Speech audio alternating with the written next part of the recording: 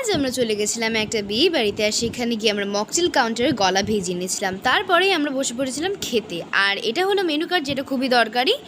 তারপরে আমাদেরকে দিয়ে দিয়েছিল লেবু আর ফিশ কাবুল রোল, আর তার সাথে ছিল কিন্তু গ্রিন চাটনি। তারপরে দিয়ে দিয়েছিল আমাদেরকে স্যালাড। তারপরে দিয়ে দিয়েছিল আমাদেরকে মালাই পরোটা ডাল মাখানি। মালাই পরোটা ডাল মাখানি কিন্তু খেতে খুবই সুন্দর ছিল, ভেতর পর মালাইয়ের স্টাফিং ছিল। তারপরেই আমাদেরকে দিয়ে দিয়েছিল সাদা ভাত, আর তার সাথে গন্ধরাজ কাতলা।